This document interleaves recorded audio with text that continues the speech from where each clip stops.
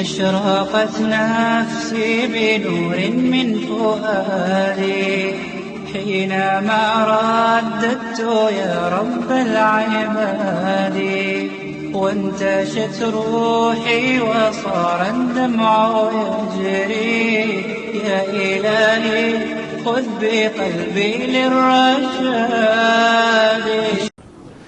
یہ سورہ آل عمران سورہ نمبر 3 کی آیت نمبر 110 ہے. اس کے اندر اللہ کریم نے فرمایا کہ تم ایک بہترین امت ہو. اس کے فوراً بعد فرمایا کہ کنتم خیر امت اخرجت للناس تأمرون بالمعروف، تم نیکی کا حکم دیتے ہو، وتنہون عن المنکر، اور بدی سے باز کرتے ہو. تو امتن کے بعد فوراً یہ اوصاف بیان کرنا قواعد لغت کے مطابق، قواعد اصول تفسیر کے مطابق یہ معنی ٹھہرتے ہیں کہ تمہاری خیریت کا مدار اس پر ہے. بہترین امت ہو درآں حال کے تم نیکی کا حکم دیتے ہو اور بدی سے روکتے ہو. اس کا مطلب تمہاری خیریت کا دار و مدار اس بات پر ہے کہ تم اس بات کا دھیان کرتے ہو کہ کب کہاں کیا ہو رہا ہے. جو اچھی بات ہے اس کو اپریشیٹ کرتے ہو اور جو بری بات ہے اس پر تنقید کرتے ہو. جہاں تک تمہارے بس کا سوال ہے، اگر تمہارے پاس قوت ہو تو اپنے قوت کے ذریعے سے اس بدی کو روکتے ہو اور اس نیکی کو نافذ کرتے ہو. اگر تمہارے پاس قوت نہیں ہے تو تم پھر زبان سے اخلاص کے ساتھ، پیاری زبان کے ساتھ تم نیکی کی وصیت کرتے ہو، جن کو اخلاقی ناصح کہتے ہیں. ماں باپ مار کے الٹا لٹکا کے کوئی کام نہیں کروا سکتے، لیکن اخلاقی طور پر وہ کہتے ہیں یہ بیٹے یہ کام کرنا، یہ کام نہیں کرنا. نیکی کا حکم دیتے ہو اور بدی سے روکتے ہو. اس لحاظ سے ایک حاکم کی ڈیوٹی ہے کہ وہ اپنی قوت کے ذریعے سے نیکی کو نافذ کر سکتا ہے، بدی کو اپنی قوت کے ذریعے سے وہ روک سکتا ہے. اخباروں میں، اشتہاروں میں، ٹی ویوں میں جو بے حیائی ہو رہی ہے، جو کھلے طور پر عیدیں آ رہی ہیں، جو شراب نوشی کی تقاریب پہلے سے ترتیب دی جا چکے ہیں، مسلمانوں کو اس کے بارے میں اظہار نفرت کرنا چاہیے، دوستوں کو تبلیغ کرنی چاہیے کہ یہ آوارہ قوم اور مٹنے والی قوموں کی نشانی ہے. اگر تمہیں زندہ رہنا ہے تو نبی کی تعلیم پر عمل کرو. قیامت تک، قیامت میں جو قومی زندگی ہے وہ نبی کی تعلیم پر ہے. جو وقت گزرتا جائے گا قیامت قریب آ جائے گی، برے لوگوں کی پیداوار زیادہ ہو جائے گی اور برے لوگوں کا غلبہ ہو جائے گا. لیکن مسلمان اگر تنہا بھی رہ جائے تو ثابت قدم رہے گا. اس مقام پر چند مثالیں قرآن مجید میں ہیں. ایک آدمی سمجھتا ہے کہ یہ کام سارے گورنمنٹ کو کرنے چاہیے، میں کیا کر سکتا ہوں؟ نہیں، تم اتنا تو کر سکتے ہو. سرکار نے فرمایا من رأى منکم منکرا فلیغیرہ بیدہ فإن لم یستطع فبلسانہ فإن لم یستطع فبقلبہ. تم میں سے جو آدمی کسی برائی کو دیکھے، اگر وہ قوت رکھتا ہے تو اس کو قوت کے ذریعے سے کنٹرول کرے، وہ بدی نہ ہونے دے. اور اگر توفیق رکھتا ہے اس نیکی کو پھیلانے کی اپنے وسائل کے ذریعے سے، تو پھر چاہیے کہ اپنے وسائل کی روح سے اپنے اس نیکی کو پھیلائے، چلائے، عمل کرائے. اور اگر وہ ایسا نہیں کر سکتا، اپنے قوت کے ذریعے سے نہ کوئی کام کرا سکتا ہے نہ چھڑا سکتا ہے، تو پھر اس کو کیا کرنا چاہیے؟ فبلسانہ ہی، اپنی زبان سے پھر اس کو اچھائی کو اچھا کہنا چاہیے، برائی کو برا کہنا چاہیے، تاکہ اچھائی پرورش پائے اور بدی رکے. اس وقت جو پوری دنیا میں برائی ہو رہی ہے جس کا نام دہشت گردی ہے، وہ ایک ایسی چیز ہے کہ قانون شرع کے کسی بھی گوشہ نظر سے اس کا آپ مطالعہ کریں. آپ ڈیوٹی کے پابند ہیں، ڈیوٹی باؤنڈ ہیں کہ آپ دہشت گردی کو ہاتھوں سے روکیں. اگر ہاتھوں سے نہیں روک سکتے تو پھر زبان سے اس کو برا کہیں. ایسا نہیں کہ روزانہ وہ دھماکے سن کے دلچسپیاں لے، آج اتنے مارے گئے، کل اتنے مارے گئے، تو ان مرنے والوں کے بارے میں ایک دلچسپی پیدا کر لے. روزانہ ڈز ہوتی ہے، بندے مر رہے ہیں. یہ خوشی کا معاملہ نہیں، یہ غم کا معاملہ ہے. اور مذہب کا نام لینے والے یہ کام کرتے ہیں۔ حضرت ابو بکر صدیق رضی اللہ عنہ نے پہلی مرتبہ جب لشکر بھیجا تو آپ نے ان کو وصیت فرمائی کہ تمہیں میں یہ کہتا ہوں کہ تم لا تقتلوا ابرئاء من الرجال والنساء والغلمان والعلماء، فرمایا جانے لگے ہو لیکن یہ یاد رکھنا جو بے گناہ ہیں، مرد ہیں یا عورتیں، ان کو قتل نہیں کرنا، اور ان کے عبادت گاہوں کے جو رہنما ہیں ان کو نہیں مارنا، ان کی عورتوں کو اور بچوں کو جو لڑتے نہیں ہیں ان کو نہیں مارنا، اور تم اگر جا رہے ہو تو تمہارا کام یہ ہوگا ان کو اسلام کی دعوت دینا، اور اسلام کی دعوت دو تو وہ قبول کرے تو ان کے حقوق تمہارے برابر ہوں گے، اور اگر اسلام کی دعوت دو وہ قبول نہ کرے تو ان کو جزیہ پیش کرو، وہ جزیہ پیش کرو تو وہ ذمہ کے طور پر ٹریبیوشن ادا کریں، جس کو پول ٹیکس تم کہتے ہو، تو پھر تمہارے ملک میں رہ سکتے ہیں، ان سے کوئی چھیڑ چھاڑ کرنے کا تمہیں حق نہیں۔ لیکن جس وقت کام مذہبی پیشواؤں کو تم نے نہیں مارنا، اس سے مراد کون ہے؟ وہ ہندوؤں کے رہنما، جو ان کے مذہبی پیشوا جو مندروں میں کام کرتے، جو سکھوں کے بھائی ہیں، اس کو مولوی کو وہ بھائی کہتے، ان کے بھائی ہیں گردواروں میں، ان کو مارنے کی اجازت نہیں، اس لیے کہ اگرچہ وہ تمہارے نزدیک مقدس لوگ ہیں لیکن انسانی سوسائٹی کا بھی کچھ احترام ہے، ان کو قوم مل کے بزرگ سمجھتی ہے، اس لیے سکھوں کے بھائیوں کو بھی اور ہندوؤں کے پیشواؤں کو بھی اور کرسچن جو ان کے چرچوں کے پریسٹ ہیں اور سینی گاگ کے جو ان کے مذہبی رہنما ہیں ان کو بھی قتل نہیں کرنا، اور پھر ایسا کرنا کہ لا تقربوا بلادہم ولا تقربوا اسمارہم، ان کے پھل بھی ضائع نہیں کرنے، پھلوں والے درخت بھی ضائع نہیں کرنے، ان کی کھیتیاں برباد نہیں کرنی، ان کے مکان برباد نہیں کرنے۔ اب جو اس وقت ہو رہا ہے اس کو ہم دیکھتے ہیں، ہر طرح کی برائی مارتے ہی ان لوگوں کو ہیں جو صحیح العقیدہ ہیں۔ بدعقیدہ کو آپ نے دیکھا ہے؟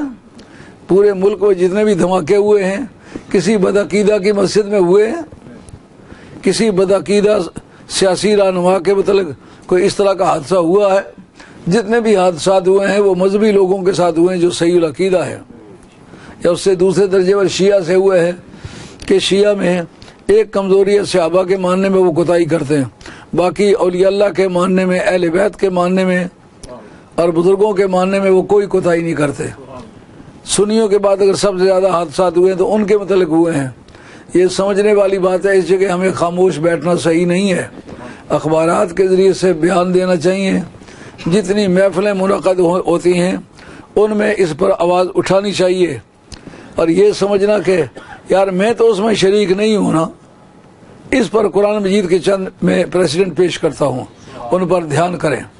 قرآن کہتا ہے لعن الذین کفروا من بنی اسرائیل علی لسان داود وعیسی ابن مریم ذالک بما عصوا وکانوا یعتدون۔ قرآن کہتا ہے کہ داؤد علیہ السلام نے بھی، عیسیٰ علیہ السلام نے بھی بنی اسرائیلوں کے ایک گروپ کو لعنت کی ہے، اولاد پیغمبر کی ہیں اور اہل بیت مانے جاتے ہیں۔ انی فضلتکم علی العالمین بھی قرآن میں انہی کے متعلق ہے کہ ایک صریح حکم جو نص کتاب اللہ ہوتی ہے اس کے خلاف کرنے کا کسی کو حق نہیں۔ مثلا کوئی آل رسول ہے وہ بدکاری کو مباح قرار دیتا ہے، ہرگز اس کو وہ حق حاصل نہیں ہے جو اہل بیت کو ہونا چاہیے۔ اب وہ اولاد پیغمبر تھے اور سید تھے، فضلتکم علی العالمین، تمہیں آل جہان پر فضیلت عطا فرمائی، لیکن حکم کیا تھا کہ ہفتے والے دن مچھلیاں نہیں پکڑنی، اور اللہ کی شان ان کی آزمائش کے لیے ہفتے والے دن مچھلیاں غولوں کے غول، جھنڈوں کے جھنڈ، وہ اس طرح گردنیں اٹھائی ہوئی جیسا میدان میں دوڑنے کے لیے گھوڑے آئے ہوئے ہوتے، آتی تو وہ کیا کرتے، وہ ان کو ہانک کے دریا کے کنارے تالاب بنائے ہوئے تھے، حوض بنائے ہوئے تھے، ان میں بند کر دیتے۔ ہفتے والے دن ان حوضوں کے دروازے بند کر دیتے اور دوسرے دن وہ مچھلیوں کو ہاتھوں سے پکڑ لیتے, کوئی دقت نہ ہوتی. یہ بہت بڑا کاروبار بن گیا تھا. اس میں گروپ بن گئے 3. ایک وہ تھے جو مچھلیاں پکڑتے تھے, ایک وہ تھے جو پکڑتے بھی نہیں تھے, پکڑنے دیتے بھی نہیں تھے, منع کرتے تھے. ایک وہ طبقہ تھا جو کہتا ہمیں کیا, کوئی گناہ کرتا ہے تو سزا بھگتے گا, ہم اس معاملے میں نہیں پڑتے. رب کریم نے ان کو بھی چارج کیا, جو مچھلیاں پکڑتے تھے ان کو بھی چارج کیا کہ جو مچھلیاں پکڑتے تو نہیں تھے لیکن منع بھی نہیں کرتے تھے, خاموش تماشائی کی طرح کھڑے رہتے تھے. یہ ویجیلنس پیپل بھی ایک رسپانسبل ادارہ ہے, یہ جواب دہ ادارہ ہے. جو ویجیلنس آف پیپل ہے اس میں بھی پابند ہوں, آپ بھی پابند ہیں, بچہ بھی پابند ہے. بچے بھی کسی شخص کو اچھا یا برا کہتے ہیں, جیسے ماں باپ کو گھر میں سنتے ہیں تو پھر ان کے خلاف آواز اٹھانا, یہ ویجیلنس آف پیپل ہے. تو انہوں نے کیا کیا, ان کا ہمیں کیا, کوئی برا کام کرتا ہے جہنم میں خود جائے گا, ہمارا کوئی تعلق نہیں ہے. رب کہتا ہے اس سے ان کی حوصلہ افزائی ہوئی ہے. اگر منع کرنے والوں کے ساتھ تم منع کرتے تو تمہارا ویٹ بڑھ جاتا, ایسا ممکن تھا کہ وہ اس بدی سے باز آ جاتے, لیکن نہ تم نے ان کو منع کیا نہ منع کرنے والوں کا ساتھ دیا ہے. اس لیے ہمارے کاغذات میں تم ویسے ہی مجرم ہو جیسے کہ وہ جرم کرنے والے مجرم ہیں. اس بات جو ہمارے گردا گرد پوری دنیا میں ہو رہا ہے, اگر ہم اس پر آواز نہیں اٹھاتے تو ہمارا شمار ان لوگوں میں ہوگا جو وہ جرم کر رہے ہیں. بات سمجھ آئی ہے, اچھی طرح سمجھ آنی چاہیے. میں لیٹ تو ضرور ہوں, میری باتیں لیٹ نہیں ہیں, ان کو آپ پلے باندھ لیں گے تو نتیجہ لائیں گے. اب ان دونوں گروپوں کو ایک جیسی سزا ہوئی کہ نہ ہوئی, ہمیں کیا. اس وقت لوگوں کی بچیاں آوارہ ہو رہی ہیں. یہاں والتھم اسٹور سے چند لڑکیاں گئی ہیں, اس کو وہ جہاد نہیں, وہ فساد ہے.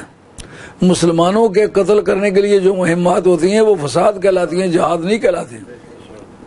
مسلمان کے خلاف تلوار اٹھانا حرام ہے. کسی بھی درجے کا مسلمان ہے, کلمہ پڑھتا ہے, اس کو قتل کرنا جائز نہیں ہے.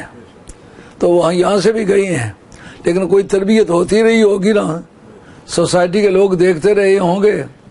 اب دیکھیں نوجوان لڑکیاں بغیر کسی محرم کے, ان کا سفر کرنا حرام ہے. حج پر جو محرم کی شرط ہے کہ محرم ساتھ ہو تو حج کے لیے جائے. جب تک وہ مشتہات ہے, جب تک وہ میریجیبل ہے, اس وقت تک وہ تنہا حج پہ نہیں جا سکتی. اس کے بعد بھی جائے تو عورتوں کے گروپ میں جائے. تو جو یہاں سے لڑکیاں گئی ہیں آزادانہ طریقے سے گئی ہیں, ان کے پاس جن کو نہ حلال کی تمیز ہے نہ حرام کی تمیز ہے, ان کے ماں باپ کو خدا تعالیٰ توفیق عطا فرمائے, معاملے کو سمجھیں. ان کی کیا زندگی رہی ہوگی جو غیر محرموں کے ہجوم میں جا کر کے گھسی ہوں گی. ان کی عصمت محفوظ رہی ہوگی, ان کی عزت و آبرو کو تحفظ کسی نے دیا ہوگا. اگر اس پر ہم خاموش رہیں تو ہم بھی مجرم ہیں اسی طرح کے. یہ ایک مثال قرآن مجید کی سے آپ کو مل گئی ہے. دوسری مثال پیش کرتا ہوں. صالح علیہ الصلوۃ والسلام جب پیغمبر بن کر کے آئے, اس کو شہر قصر مدائن کہتے ہیں. یہ مدائن صالح علیہ الصلوۃ والسلام کی امت کا ایریا, مدائن صالح, اس جگہ وہ اللہ کے پیغمبر بن کر کے آئے. قوم نے ان کے سامنے ایک کڑی شرط رکھ دی کہ یہ پوری کرو ہم تمہیں نبی مانیں گے. یہ ماننے والوں کی صلاح تو نہیں ہے نا. ان کا کیا کروں, ان کا ایک پتھر پھٹے, پکے پتھر کے اندر سے اونٹنی نکلے اور وہ اونٹنی گیبن ہو, اور جو ہی نکلے تو بچہ جان دے, تو ہم آپ کو پیغمبر مانیں گے. یہ پیغمبر کے ماننے کے کوئی معیار ہے یہ, سوائے اس کے کہ پیغمبر کے راستے میں مشکلات کھڑی کی ہیں. بے ایمانوں کی دنیا پہلے بھی آباد رہی ہے, آج بھی ہے. اس سے یہ نہیں سمجھنا چاہیے پہلے بے ایمان کوئی نہیں گزرا. پیغمبر کو کہتے ہیں پتھر پھٹے, اونٹنی نکلے, گیبن ہو. اب اونٹنی پتھر میں سے نکلے, گیبن کہاں سے ہو؟ ایک زندہ اونٹنی مکمل پختہ پتھر سے نکلے, سانس کہاں سے لے؟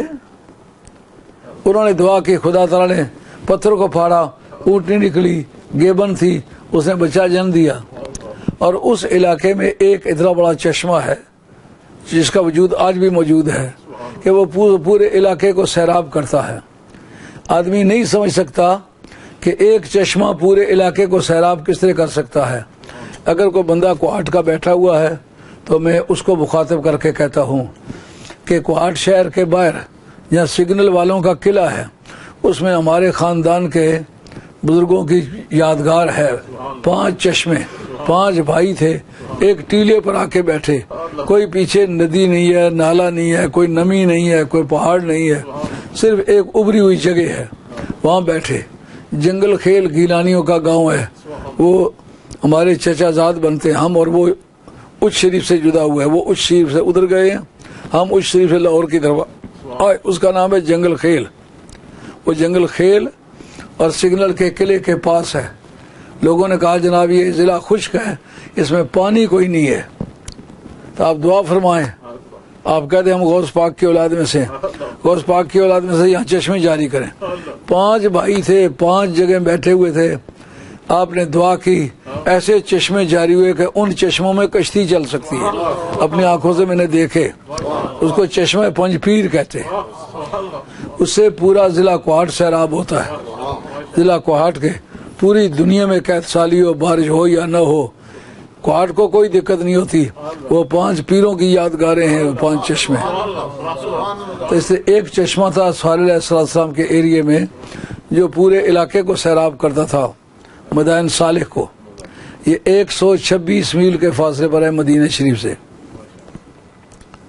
تو حضرت کے اونٹنی اور حضرت کا وہ اونٹنی کا بچہ باری باری یہ پانی پلاتے تھے.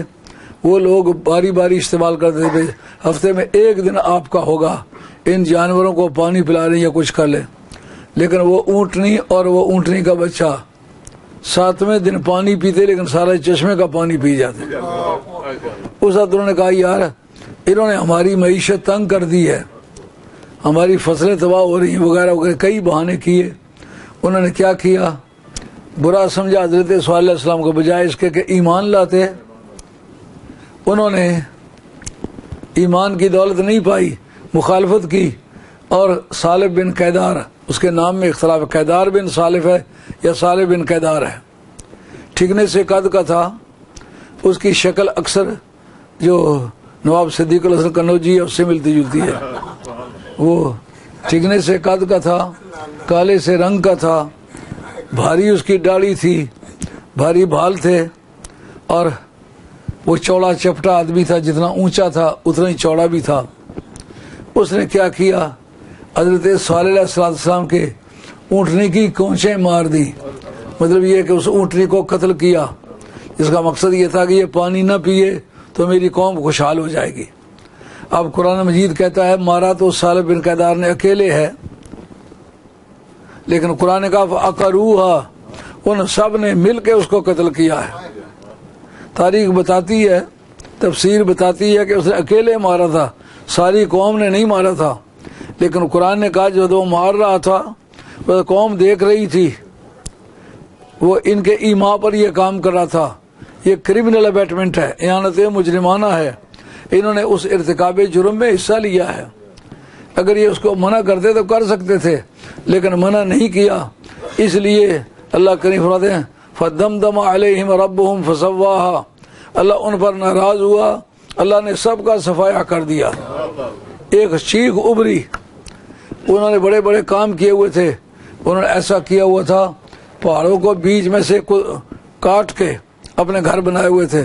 آگے نوح علیہ السلام کا جو طوفان تھا نا، اس کے متعلق بھی شکایت تھی کہ وہ طوفان آیا تو بہا کے لے گیا. اور ہود علیہ السلام کے متعلق بھی تھا کہ ہوا آئی ان کے مکان ہی اڑا کے لے گئی. ان کا اتنے اونچائی پر بنائیں گے کہ اس جگہ سیلاب کا پانی بھی نہیں پہنچے گا. ایک دوسرا یہ وہ پہاڑ ہوں گے ان کو آندھی اڑا کے بھی نہیں لی جائے گی. اللہ تعالیٰ نے ایک چیخ بھیجی، ایسی چنگاڑ تھی کہ اس سے ان کے سینے پھٹ گئے اور اسی وقت میں منہ کی طرف سے کلیجے باہر آنے لگے. خدا کے غضب سے بچنے کا طریقہ توبہ ہے، سچے دل سے عاجزی سے توبہ کرنا. گناہ کیا ہے تو بھی توبہ کرو، نہیں کیا تو بھی توبہ کرو. خدا کے غضب سے ڈرنا چاہیے۔ اس وقت قرآن کہتا ہے فَدَمْدَمَ عَلَيْهِمْ رَبُّهُمْ فَسَوَّاهَا، اللہ کریم نے ان پر غضب کیا، مارا ایک نہ ہے لیکن باقی اس کو روک سکتے تھے۔ ویجیلنس آف پیپل میں انہوں نے کوتاہی کی، اس لیے قانون ان کو انکریمنیٹ کرتا، ان کو مجرم قرار دیتا ہے کہ یہ بھی مجرم ہیں، کیونکہ دیکھتے رہے، روک سکتے تھے۔ مرنے والا ایک آدمی تھا، دیکھنے والے لاکھوں آدمی تھے، وہ اگر مل کے اس کو روکتے تو روک سکتے تھے، لیکن روکا نہیں ہے۔ جس کو روکا نہیں ہے نا، اس کے جرم میں ان کو شریک قرار دیا گیا۔ اس وقت ہم جن حالات سے گزر رہے ہیں، بہت سارے حالات معاملات ہمارے گرد و پیش میں ہو رہے ہیں جن کو ہم دیکھتے ہیں، ہماری ڈیوٹی ہے ہم ان کو روکنے میں مدد کریں۔ بہت سارے لوگوں کی بیٹیاں ویسے گھر چھوڑ کے چلی جاتی ہیں اور مائیں بیچاری ان کی سوائیاں پیش کرتی ہیں، کہتی نہیں لڑکی کا کسی لڑکے سے تعلق نہیں، ماں باپ کو چھوڑ کے جائے، لڑکے سے تعلق نہ ہو تو ماں باپ کو کس طرح چھوڑے؟ ماں باپ چھوڑنے کی چیز ہے؟